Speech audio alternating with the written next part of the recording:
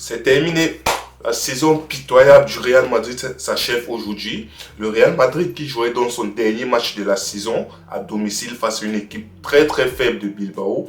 Un Real Madrid qui, cette saison, je ne sais même pas par où commencer. Mais bon, parlons vite fait du match. Parlons vite fait de cette dernière composition d'équipe avec des joueurs qui ont fait leur adieu, avec des joueurs qui doivent être prêtés, avec des joueurs qui sont encore trop jeunes, trop tendres et avec des joueurs qui doivent se remettre en question.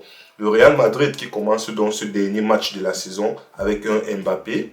Mbappé qui a pour ambition de consolider son titre de Pichichi de la Liga. Oui, malgré tout ce qui s'est passé cette saison, il finit quand même meilleur buteur de la Liga avec des joueurs comme Bellingham qui ont besoin d'engager, un peu plus de la confiance, pas pour le Real mais pour la sélection, pour la Coupe du Monde à venir, avec des joueurs comme Alaba et Cavani, une fois de plus, qui jouaient leur dernier match, merci pour l'effort, leur dernier match sous le maillot du Real Madrid en tout cas, qui faisait donc leur adieu au public du Bernabéu, qui faisait leur adieu à leur coéquipier. Voilà.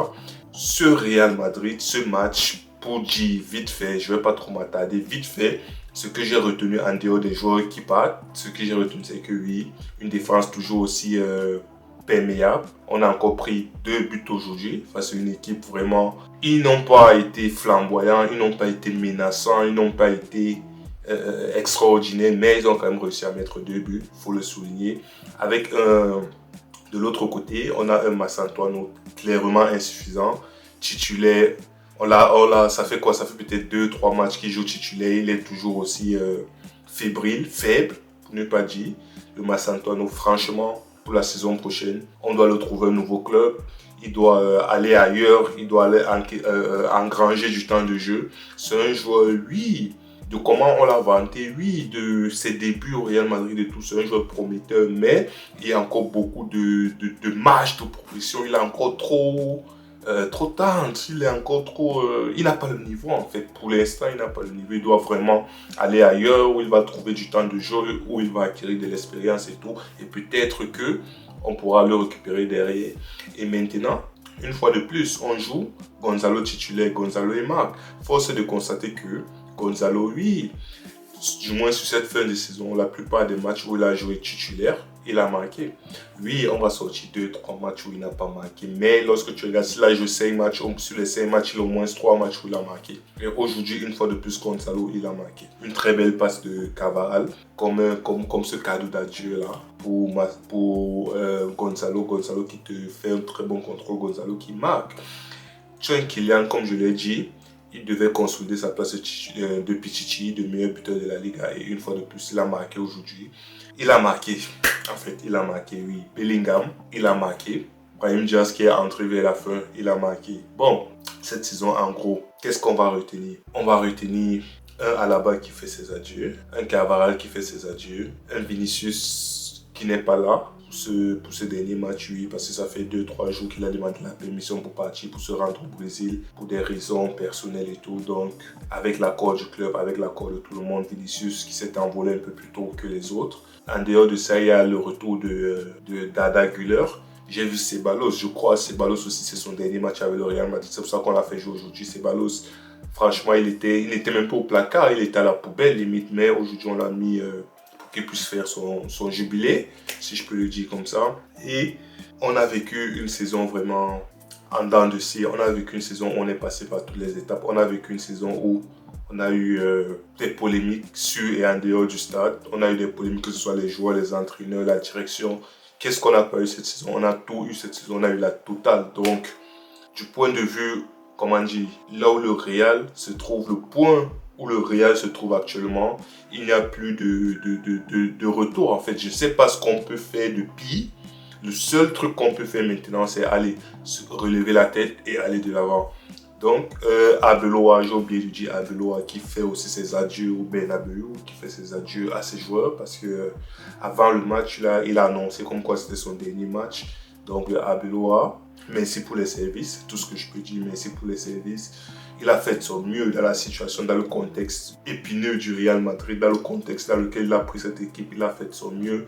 Malheureusement, les résultats n'ont pas été à la hauteur des espérances. Le Real Madrid, peu importe ce qui se passe, on attend que le Real Madrid y remporte des titres. Le Real Madrid n'est pas habitué à enchaîner des saisons blanches, mais aujourd'hui c'est la triste réalité. On se retrouve avec 2 saisons blanches. Un Kylian Mbappé, on va dire oui, on tape trop sur Mbappé, oui, on parle trop de Mbappé, oui, mais c'est une des stars du Real Madrid, on est obligé de parler de lui. Donc, si je dois parler de Kylian Mbappé du point de vue global ou Kylian Mbappé aujourd'hui, le seul truc que je dois dire c'est Kylian, oui, tu termines Pichichi, oui, tu as des chiffres très très forts, faut le dire, ça ne fait pas gagner, faut le dire, ça ne nous a pas amené où on espérait aller, faut le dire, et à côté de ces buts, de ce type de Pichichi, il y a eu et les comportements sur et en dehors du terrain, les polémiques. Donc, franchement, il doit se remettre en question. On n'a pas Vini aujourd'hui, mais globalement, Vini, il doit se remettre en question. Bellingham, il doit se remettre en question. Le retour de Valverde aujourd'hui. Valverde a joué aujourd'hui, Valverde lui-même. Cavaral est parti, Cavaral a fait ses adieux. Donc, normalement, logiquement, Valverde devrait être, à partir de la saison prochaine, officiellement le nouveau capitaine du Real Madrid. Donc, Valverde, on attend aussi qu'il fasse une remise en question, on attend qu'il se remette sur les rails, on attend qu'il soit exemplaire en tant que capitaine. Tchouaméni était là, mais il n'a pas joué. Kamavinga, il n'a pas joué. Mais Kamavinga aussi, c'est un sujet très épineux. Pourquoi? Parce que je crois une des soi-disant première recrue de José Mourinho, ça sera un milieu de terrain, le milieu du Sporting, je ne sais plus trop son nom. Et Kamavinga, franchement, s'il veut s'imposer au Real Madrid, s'il veut porter haut les couleurs du Real Madrid, il doit faire une remise en question, que ce soit au niveau de sa mentalité, au niveau de son attitude, au niveau de son jeu. Il doit évoluer parce que ça fait 2-3 ans que Kamavinga, on a l'impression qu'il stagne, il n'évolue plus. Puis, il regresse même encore dans le Kamavinga. Franchement, si jamais il réussit à survivre à cet été, qu'on ne le vend pas, on ne le prête pas ou quoi que ce soit, qu'il reste un joueur du Real Madrid cet été, il doit vraiment se remettre en question, il doit step up. Certes, il n'a pas été appelé par la France, on va partir en Coupe du Monde, donc il doit profiter de cet été pour se remettre en jambe, pour travailler sur ses points faibles, essayer de s'améliorer du mieux qu'il puisse. Donc, en dehors de ça, l'équipe au global, ça y est, il y a défensivement, on a besoin des recrues, on a besoin des recrues en défense, on a besoin des latéraux. On a besoin d'un latéral droit pour supplier Alexander-Arnold. On a besoin de latéral gauche. Oui, Carreras, il est bizarre. Carreras, première partie de saison, il était énorme. Deuxième partie de saison, s'est écroulé. Donc le Carreras, je ne sais pas. Franck Garcia, c'est un remplaçant. Un remplaçant bizarrement en fin de saison. Franck Garcia, ses entrées, ces quelques matchs qu'il a joué, il était vraiment solide. Donc, je me dis peut-être garder Franck Garcia en deuxième défenseur, en sachant qu'il y a Mendy. Mendy, lui, il joue un match, il se blesse pour 2, 3 mois, 4 mois, il revient, il rejoue un match, il se reblesse encore une fois de plus. Donc, le Mendy, je ne sais pas trop. Donc, au milieu du terrain, par contre, on parle du joueur de José Mourinho là, qui veut recruter du Sporting. Il y a Nico Paz. Nico Paz qui normalement devrait revenir, mais apparemment il est encore en train de, soi-disant, si c'est dès l'instant où ça sera confirmé avec José Mourinho, il y aura des discussions entre Nico Paz et lui pour savoir quel sera le rôle de Nico Paz cette saison. Si Mourinho réussit à donner les certitudes dont Nico Paz a besoin, il reviendra. Ça fera un milieu créatif dont on a vraiment besoin dans cette équipe du Real Madrid. Un milieu, c'est vrai, lorsque tu vas voir, tu sais qu'il y a les titulaires, tu connais, il y a les 3 titulaires, tu sais, il y a Tchouaméni qui sera titulaire, il y a Bellingham, il y a Valverde. Maintenant, ce 3e ou bien ce 4e milieu-là, ça sera qui? Telle est la question. Et devant le Gonzalo Garcia, apparemment, on risque de prêter Gonzalo Garcia, que ce soit prêt avec option d'achat ou bien vente, je ne sais pas. Mais Gonzalo Garcia risque de faire ses valises cet été. Et si Gonzalo Garcia fait ses valises, oui. Henrik est revenu, oui. On compte sur Henrik. Mais il faut ce neuf style Rossello. Il faut ce neuf style, je ne sais pas moi, Moriki. Il faut ce neuf qui sait que il a un profil totalement différent de ce qu'on a déjà, les joueurs de vitesse, machin. Non, c'est plus un joueur de placement, un joueur qui est bon sur le jeu en pivot, un joueur qui est bon de la tête, un joueur qui connaît vraiment son rôle de neuf, là, qui maîtrise, qui sait que, ok, si c'est Hendrik qui a mis un joueur à neuf, lorsque Hendrik sort, bon, là, je rêve même un peu trop, lorsque je dis même ça, je rêve, mais bon, il faut ce joueur, ce neuf d'expérience, là, dans cette équipe, il nous faut. Et le Mbappé, franchement, Mbappé, si c'est qu'il réussit à se remettre en question, et si c'est qu'il est il est vraiment sincère dans sa démarche et qu'il veut que le Real puisse être, puisse être compétitif la saison prochaine, qu'il prenne celui d'aller jouer à droite. Qu'il prenne celui d'aller jouer à droite.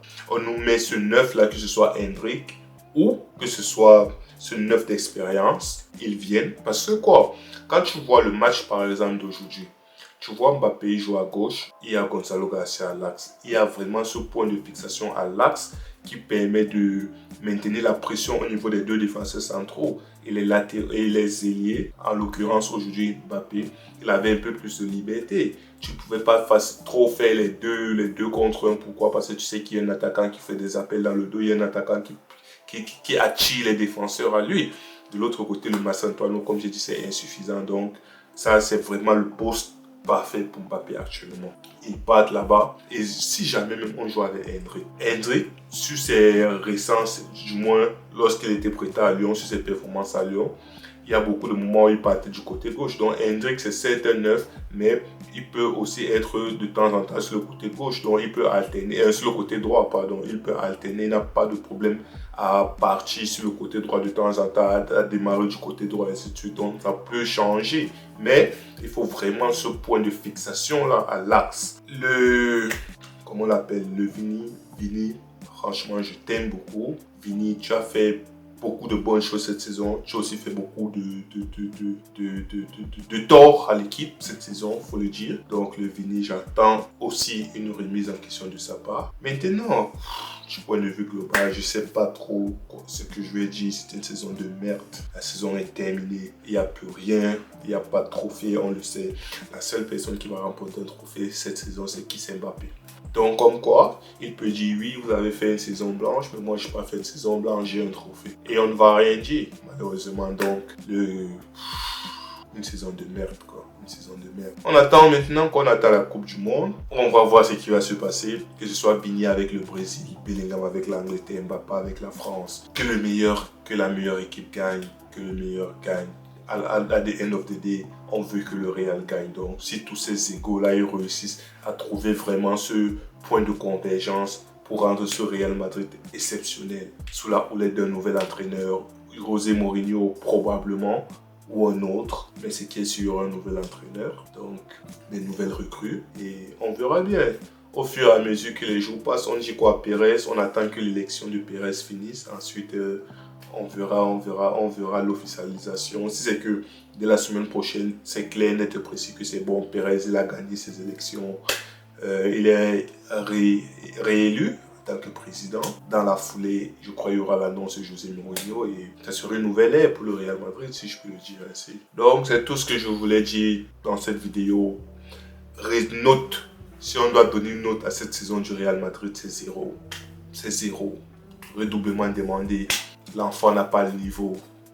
Donc, c'est 0. C'est 0. Je suis désolé, c'est 0, tout simplement. C'est 0. Je ne vais pas retenir les polémiques. Je ne vais pas retenir les 2-3 moments où on a un peu joué bien. Je ne vais pas retenir. 0. 0, 0, 0. Emballer ses pesées. Allez, on recommence sur de nouvelles bases. Avec une nouvelle énergie, un nouveau souffle. Et voilà.